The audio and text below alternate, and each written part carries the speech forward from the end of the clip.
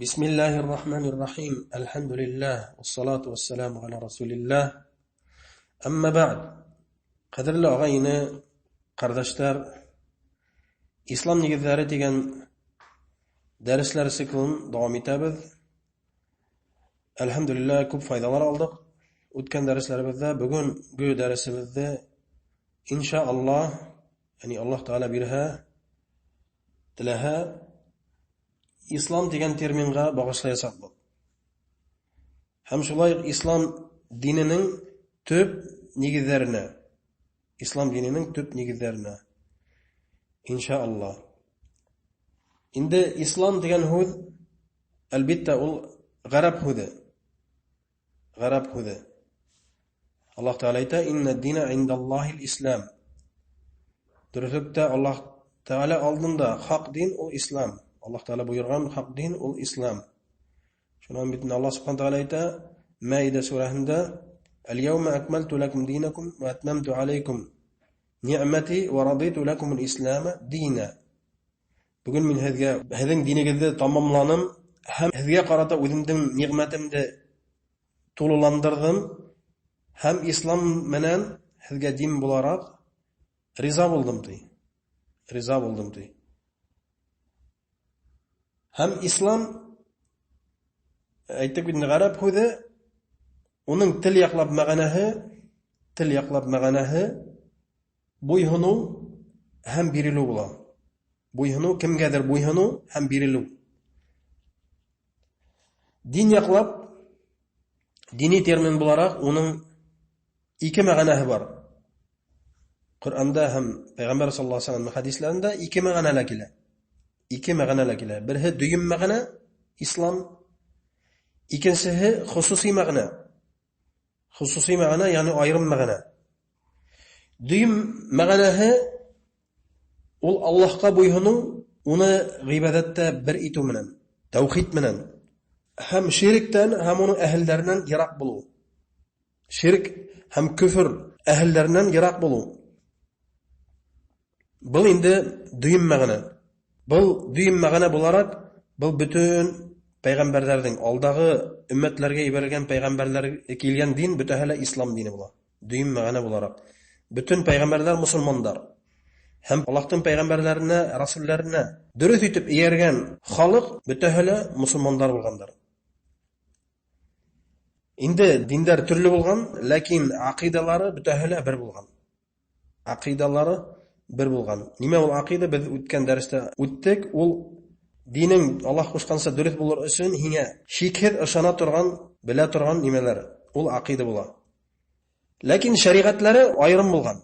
Har bir payg'ambarning o'ziga xos shariati bo'lgan. Balki bir shariatda namozning qaysi bir o'quvida qaysi bir ayirmalar bo'lgandir. Qaysi bir nimalar ularga halal bo'lgan, ikkinchisi rasulning shariatida ul haram bo'lgandir. Şulay etib ularning shariatlari ayrilgan, lekin aqidalar tüp negizlari bir bo'lgan. Tavhid yaqlab, aqida yaqlab butahla bir din bo'lgan.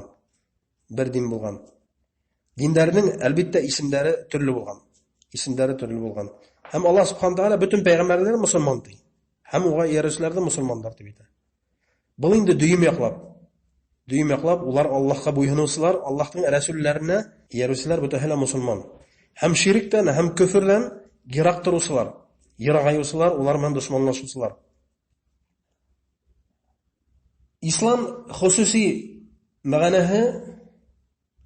ma'nosi ul endi Allohning Muhammad sallallohu alayhi vasallam bilan yuborilgan odoqqa dini. Odoqqa o'sha dini. Eng odoqqa payg'ambar Muhammad sallallohu alayhi vasallamga yuborilgan din ul islom dini. O'sha dinni islom dini deb ataylar. Bunu endi bitabida yaxshi biladi. Bu yoqlar bitabida yaxshi biladi. Ham bu din oldagi rasullar osha yuborilgan shariatlarda dinlarning hukmun bitiruvchi, to'xtatuvchi. Endi birovda ayta olmay, men Musa alayhisalomning dinida Allohga bo'ysunam, Musa alayhisalomning dini bilan deb. Yo'q. Yoki İsa alayhisalomning dini bilan Allohga bo'ysunam deb, Allohga yaqin ayam deb, ibodat qilam deb. Yo'q, bu durust tugul.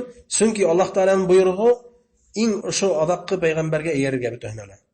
Ягъни кыскасы һәр бер кеше Яһуди булһынмы, Насрани булһынмы, пайгамбарыбыз Мухаммад саллаллаһу алейхи ва саллям килүен белгәч тә үк, ошо Аллаһ адаккы дин ибәргәнен белгәч тә үк, улар Мухаммад саллаллаһу алейхи ва салламның диненә кергә тиештәр, ислам диненә.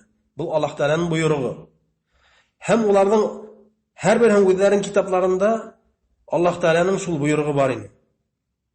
Аллаһ Тәгаләнең буйрыгы бар иде. Мухаммад саллаллаһу алейхи ва саллям сыгу менән уның диненә күсергә, уның артынан иярергә. Allah subhanahu wa ta'ala ayta Al-Imran surasында "Inna ad-dina 'inda Allahil Islam." Dürüstlükte Allah Teala aldında dürüst din kabul etilgen din ol İslam. Taanda şuluk surada ayta "Ve men yebtagi gayra'l İslam dinan falan yuqbala minhu ve huwa fil ahireti minel khasirin." Kimde kim özüne İslam'dan başka din izleyken, din tileyken ol onan kabul etilmezdi. Allah Teala kabul etmey ol dinde. وهو في الآخرة من الخاسرين. هم قيامت كننده آخرته وكنوسلردن بولردي. وكنوسلردن دور وكنوسلردن بولردي. وتأهللرنن بولردي. الله أقلهم بالله. شلون پیغمبر محمد صلى الله عليه وسلم اعتبر حديثنده bu hadisinde Abi Hurayradan kila. Abu Hurayra isimli sahabadan Peygamber sallallahu aleyhi ve sellem aytdı: "Vallazi nefsu Muhammedin biyadihi la yesma'u bi ahadun min hadhihi al-umma يهودي ولا نصراني ثم يموت ولم يؤمن بالذي أرسلت به إلا كان من أصحاب النار." الحديث مسلم حديثler yintığındakiler. Bunun mağanası Peygamber sallallahu aleyhi ve sellem aytdı: "Muhammed'in yani qulunda bulusu Allah bilen ant etemdi. Vallazi nefsu Muhammedin biyadi." Muhammed'in yani qulunda bulusu Allah bilen ant etemdi. Kim gene bulmahın oşu ümmettendi. Oşu ümmetten. Kim gene bulmahın oşu Muhammed sallallahu aleyhi ve sellem sıkkandan birli kıyamet gününe dikilen bulgan kişilik dünyahı ul bütahile ümmet diye atala. Dağvat ümmetihi. Kim gene bulmahın di oşu ümmetten Yahudi mi? Yani Yevri, İyudi, Rus'a etmişli. Bunların Musa aleyhisselam dininde tip eytüsler. Nasrani mi di? Nasrani yani Hristiyanin. Nasrani bulmahın mı, Yahudi bulmahın mı? Minin turala işitip, hem minin yiberilgen dinge iman keltirmey ölüp githadi, şul kişi ut ehillerinden bulardı. Ut ehillerinden bulardı Allah Allah'ın. Yani o şu dinde, İslam dininin buluğun, hem Muhammed sallallahu aleyhi ve sellem onun hakkında işittiğinden kişi aklına almayasak. Allah Teala alında onu aklına bulmayasak. Ул үзе яклай алмайсак, чөнки ул ислам дине килгәнен һәм аның пәйгамбәре килгәнен ишетте. Нинди генә кеше булмаһын, ошо дигәрендә акмы карамы, нинди генә телдә һөйләшүне карамастан, Мухаммад саллаллаһу алейхи ва саллям килүен белеп, ислам дине турында ишетеп, уга иярмәһә, кыямат көнендә ул кем? Ут әһелләреннән булыр. Шул дингә иярмәһә, шул дингә буйһынмаһа, ут әһелләреннән булыр. Аллаһ Тәгалә хаклыгын. Артабан ошо ислам дини турасында хәзер хөдебезне йөртәшәкбез. Ислам дине ошо адаккы дин, Аллаһ Тәгалә безгә буйраган Мухаммад саллаллаһу алейхи ва саллям аша ибәргән дин турасында хөдебезне йөртәбез. Чөнки без ул дин әһелләре, шулай бит. Шул дин әһелләре. Без мусламандар, муслимдар. Әлхәмдүлилләһ ошо диндә. Һәм үзебезнең динебезне белергә тиешбез, яхшы итеп. Пәйгамбер саллаллаһу алейхи ва саллям безгә интикләп Allah Teala'nın emrini yetkirdi. İberilgen gıylımda yetkirdi. Hem din, bir bitinde ayttık, iki sığanağı var. İki yeteksizliği var. Ol Allah Teala'nın kitabı Kur'an, hem Peygamber sallallahu aleyhi ve sellem'nin sünneti. Sünneti yolu.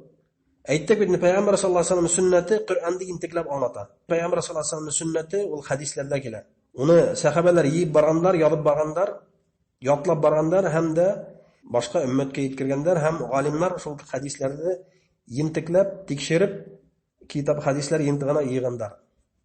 İn körnekleri bitne Bukhari hem Müslim hadisler yintiga. Şulay bar Nesai, Tirmizi, Abu Davud, İbn Majah, Ahmed hem başka yintiklar.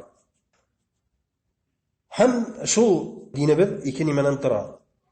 Birihi akide meseleleri, akide kağılıslı, yani yürek menen şikhiz aşana turgan nimeler.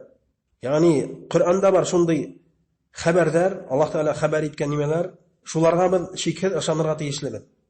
Mesela cennet turahında, cehennem turahında, Allah Teala'nın ferişteleri turahında, hem kıyamet günde yanan barılığa keltiruv turahında.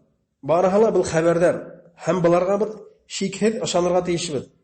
Eğer de kişi ışanmayken, cehennem utu turahında ışanmayken, o bir qasanda musulman bulmay. Allah Teala'nın bütün kuşkanlarını, tıyganlarını ütehala, ol musulmandan bulmay. Allah Subhanahu Teala onu mengilik utla kirtesek, eğer de ol şunundan ölüp githe. Işanmayınsa. Bu akide meseleleri. Hem bu İslam dininin en tüp meseleleri. En tüp meseleleri. Çünkü akide dürüst olmaha kişi musulman bulmay. Dini dürüst olmay. Bu indi yürek bilen şikayet ışanıla turgan nimeler akide tip atalar. İkincisi şeriat. İslam dininin ikincisi tarmağı ol şeriat. Şeriat hükümleri. Ol indi utala turgan ameller. Allah Teala kuşkan hem tıygan nimeler. Mesela namaz. Bunda aşanı bilen gene bulmay. Allah Subhanahu Teala ayta: "Ve aqimus salat ve atuz zekat." Namazlarınızı başkarıgız hem zakatlarınızı tölegіз. Bunda aytılmayız biz ayyamin bil ayatni o'qinim hem aşandım namaz Allah Teala qo'sha ekan deb. Bu gina yetmay. Buni hin o'targa tiyishing. Namazda hin o'targa tiyishing. Aşandım deb gina aytib bo'lmaydi bunda. Shuning uchun bitni imom keltiruvchi banda u aşanusi gina tugil, ul bo'yhunusi. Shuni isbot etuvchi. Allah Teala'ga bo'yhunusi, mu'min bo'ladi. Allah Teala aşanra qo'shgan nimalarga aşanusi hem qo'shganlarini o'tavchi. Yani din iki nimedir. Akidadan hem şeriattan. Yani şeriatul ameller hem tıyular. Ameller hem tıyular kıskası hakkında. Ama akide o yürek bilen şikhet aşanı turan nimeler. Allah Teala'nın varlığına aşanı hem onun tevhidini bilu bu indi akidenin bir tarmağı. En büyük tarmağı. Allah Teala'nı birlev. Tevhid fani bu akidenin en büyük tarmağı. Akidenin esası.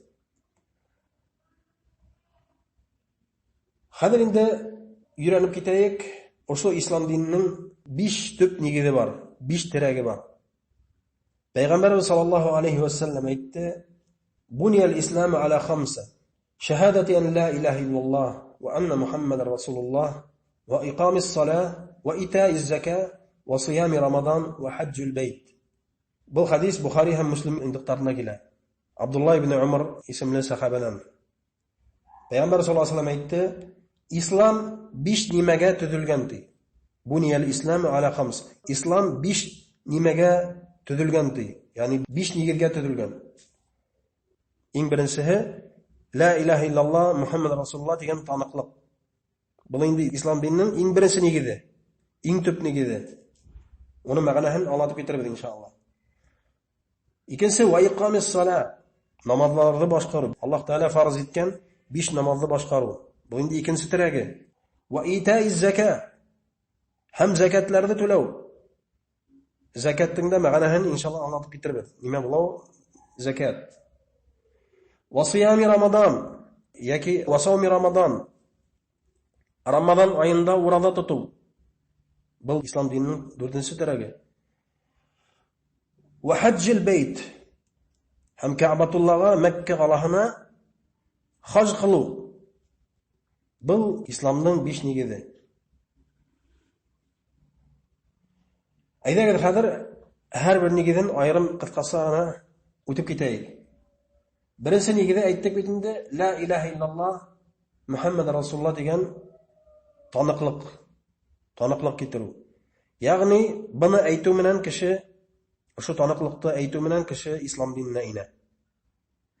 Nisi getirib aytırga teyish? Til bilen ginami yoki uning boshqa shartlari bormi? Albatta til bilan gina tugul.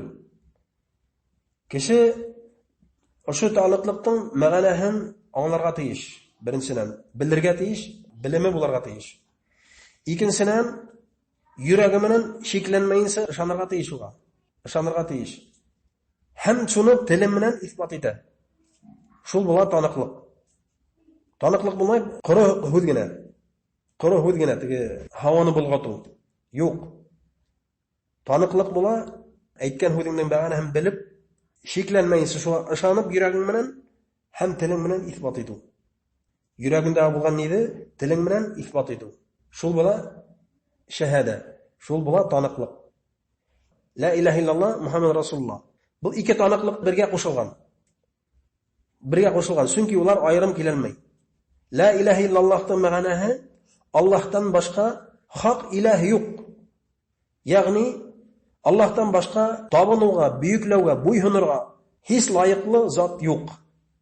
Шуны һин йөрәгеңә ашанып, белеп, шуны телең белән исбат итәһең. Таныклык китерәһең. Шаһидлык китерәһең. Һәм ошо шәһадә, ошо таныклыкның талаптары буенча гамәл кылырга ниятләйһең. Аллаһ субхана тааля ул хак илаһ. Ул бүтән нимәне барлыкка китерүсе. Шул кояшты ул барлыкка китергән. Шул айды ул барлыкка китерүсе. Шул кешеләрне, йиндәрне, шайтаннарны, фәрештәләрне, пәйгамбәрләрне ул барлыкка китергән. Бүтәне уның кулдары. Бүтәне уның кулдары, уның мөлкәте. Уның мөлкәте. Ул улар белән ничек теләй шулай идара итә. Инде Аллаһ Тааляның идараһынан, мөлкәтеннән берәү дә сыга алмай. Шуның өчен Аллаһ субхана тааля хак илаһ. Хак илаһ. Бер кемдә унан башка хак илаһ түгел. Бүтәне ялган илаһлар. Шул инде ла илаһа иллаллаһтың мәгънәһе. Аллаһтан башка хак илаһ юк. Һәм шуның талабы һин уга буйһынырга тиешең, уны берләргә тиешең гыйбадәттә. Бердән генә дурларга тиешең, кушкандарны утап, тыйгандардан тыйлырга тиешең. Бердән генә ялынырга тиешең, бердән генә өмет итәргә тиешең. Шул. Мухаммад Расулуллах, уның мәгънәһе Мухаммад безнең күк кеше, ләкин Аллаһ Тааляның иң яраткан кешеһе, изге кешеһе, уны ул пәйгамбәр итеп үзенә һайлап алган. Үзенең расулы итеп һайлап алган һәм уга күктән гыйлем биреп, китап биреп, буйра кешеләрне шу дингә чакырга, шу динде өйрәтергә. Аллаһ Тааляның илчеһе, рус әйтмешләй посланнигы, җибәрелгән кешелек дөньяһына шу Аллаһ Тааляның динен иткергә һәм уны интекләп өйрәтергә, аңлатырга.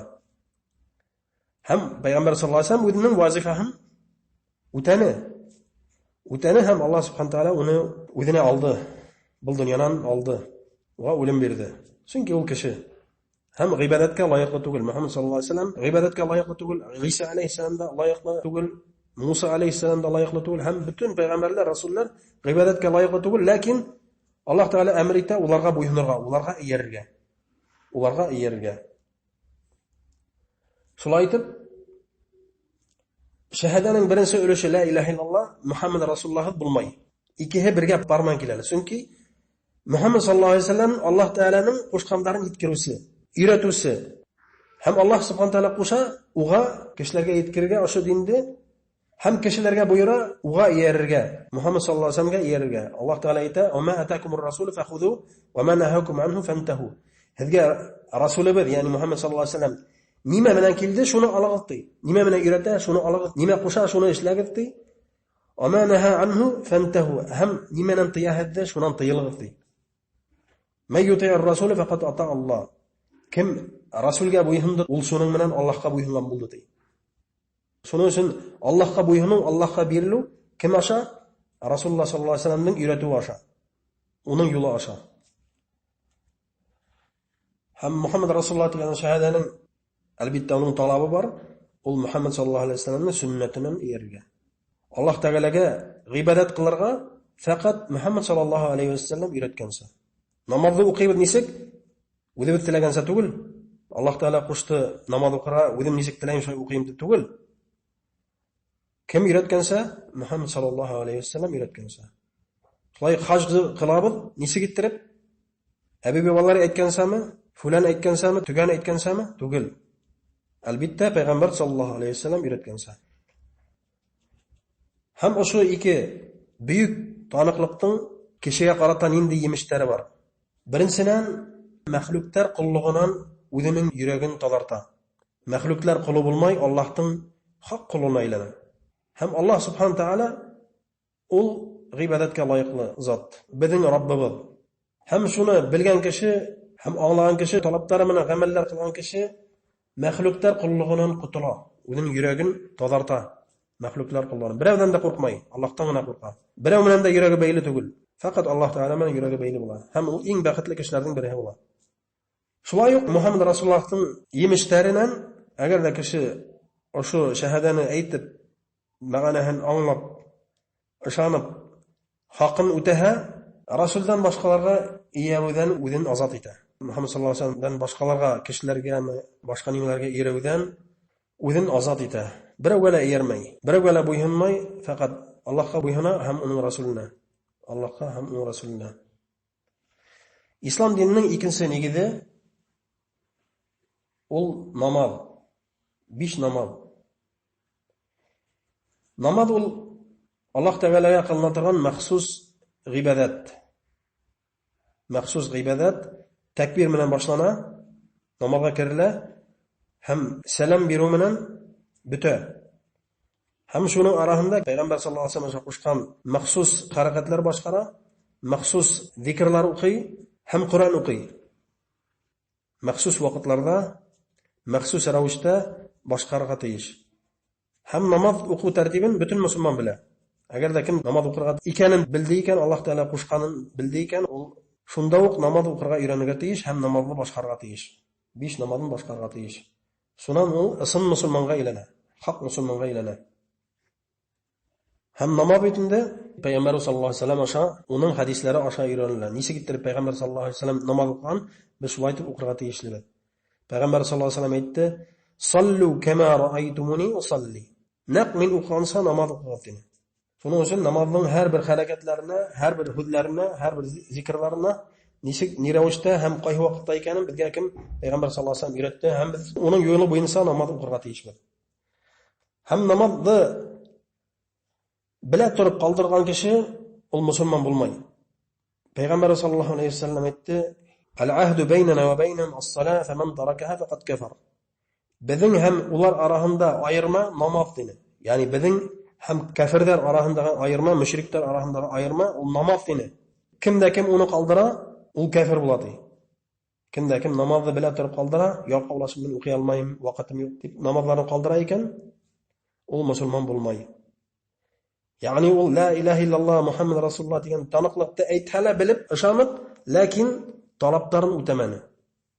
Talablarini o'tamoqchi bo'ladi. Shulay payg'ambar sollallohu alayhi vasallam aytdi: "Inna bayna ar-rajuli va bayna ash-shirki wal kufr tarku as-salat." Birlikda kishi ham kufrlik ham shirk arasida namoz qoldiruvdi. Namoz qoldiruv. Alloh aqlan. Shuning uchun namoz endi ikkinchi tub negiz. La ilaha illalloh Muhammad rasululloh taniqlanan kelgan ikkinchi islom dinining tiragi, tub negizlarining biri.